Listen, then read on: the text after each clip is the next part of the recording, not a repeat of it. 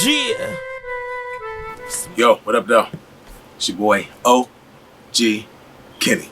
O_G_Kenny. At Retired from the Streets TV. Appreciate y'all tuning in again.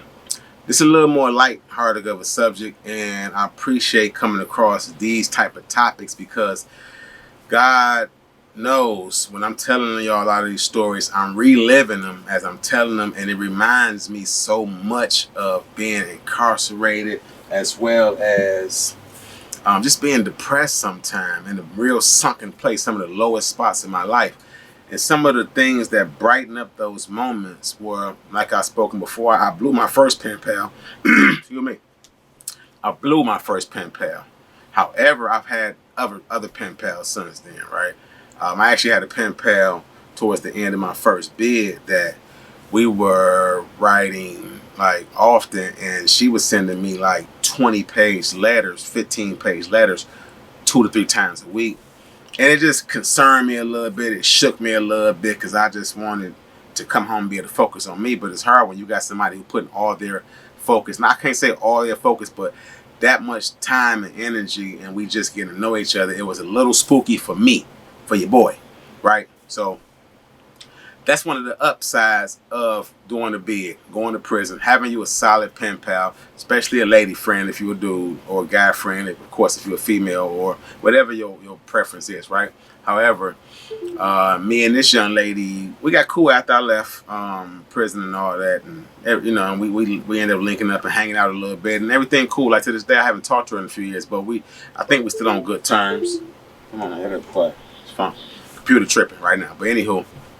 If you're going to date a currently convicted inmate or a felon or a convict or whatever you want to call him, or you're going to date somebody who was previously incarcerated, there's a few things you got to know.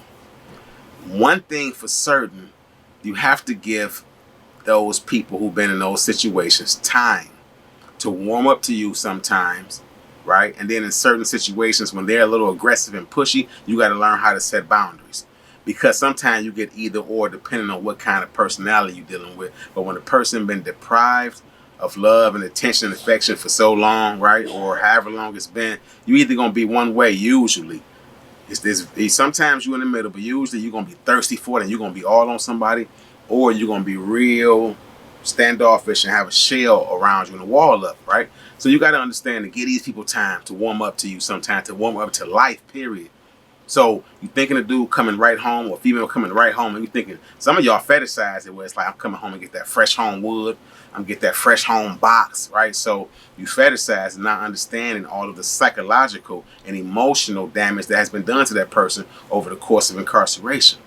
So you got to be patient with the process with people who've been currently incarcerated. You got to understand that sometimes they may wake up in the middle of the night thinking still that they were incarcerated, dreaming vividly that they're still incarcerated, going to child, going to the hole, right? Count time, child time, lights on, lights off. You know what I mean? That stuff right there is nerve-wracking if you've never been through it. And it's your first time.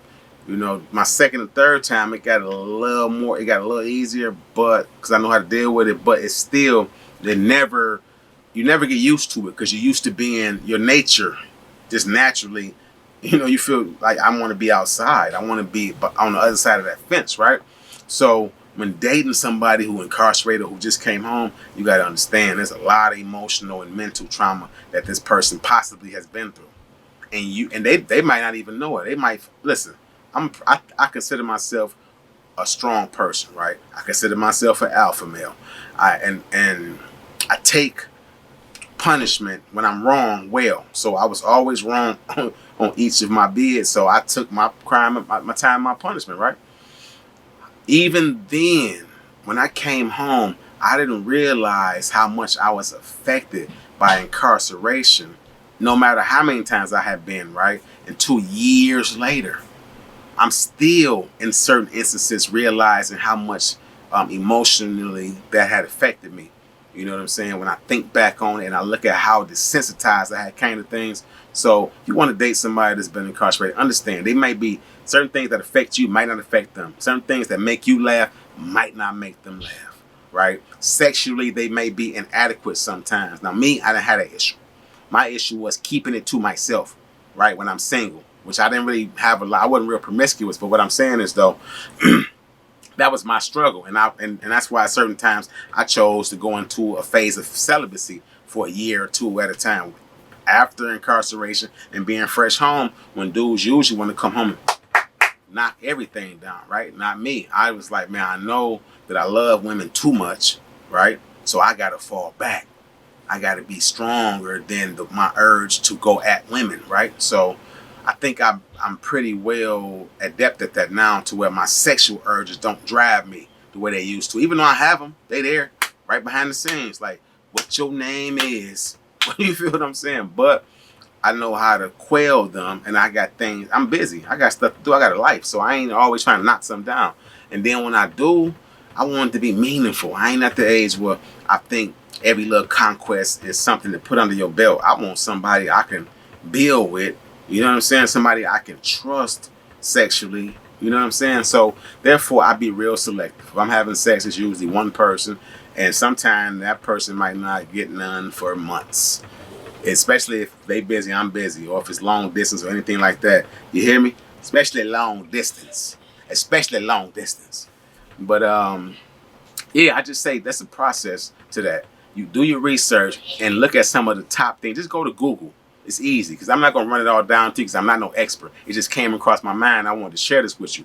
Go to Google and see what are the top things that psychologically and emotionally affects currently incarcerated people and people who had just came home from prison. It's easy to fetishize for them. You got prison wives, prison husbands, I guess, and you got people that will travel the country miles to go see you and support you financially and everything else.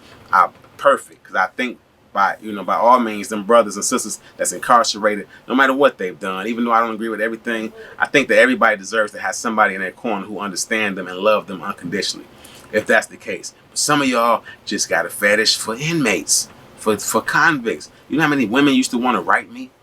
They friends coming to see my man. You know what I mean? So they like, let me get on your busy list. Because they done seen a picture of me and him flicked up. We and that boy, you hear me saying, we doing all the poses, striking all the poses, flexing on them and stuff. And then they like, okay, I like him. Maybe they don't even like me. They just like, he available. Let me get at him. So when he come home, I got somebody to wrap up with for a few months or whatever. Who knows? Maybe some of them would have lasted.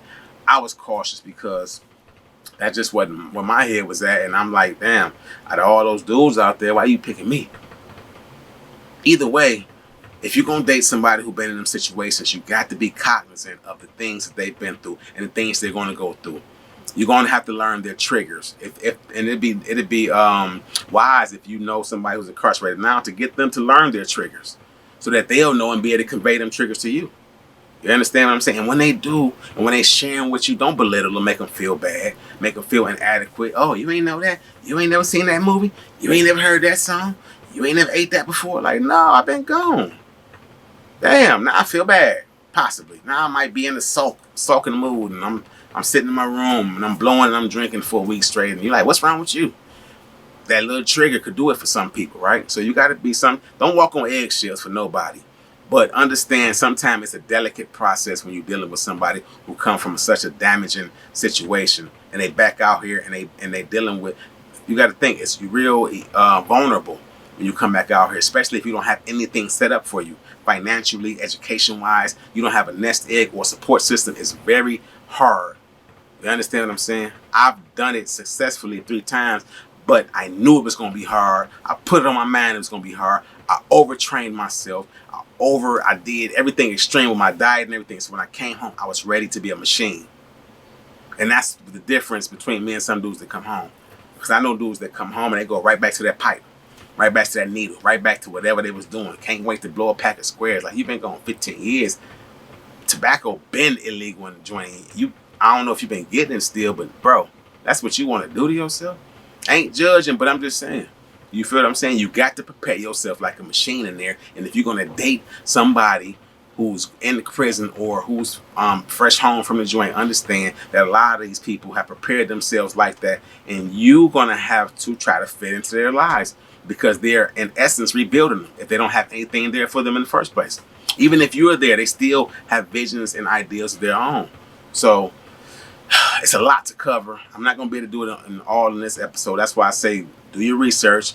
Google. If you got somebody you're dealing with currently, whether it's a family member or somebody you intimately involved in, reach out to them and ask them what things affect them and what things they think may or may not affect them. They may not know. So give them time. I love y'all. Thanks for bearing with me again, OG Kenny. Enjoy the rest of y'all Saturday, man. You hear what I'm saying?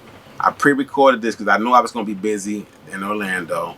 But this is coming out to y'all Saturday. I love y'all. I'm going to see y'all again on the next episode. We got Church Crime Sunday, Church Crime Sunday, Church Crime Sunday. All type of pastor booty bandits, pastor dope dealers, pastor and church members who pimping and pandering. It's a lot going on. I love y'all. O_G_Kenny at Retired from the Streets TV.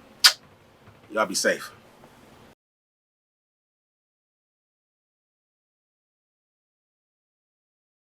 Ha.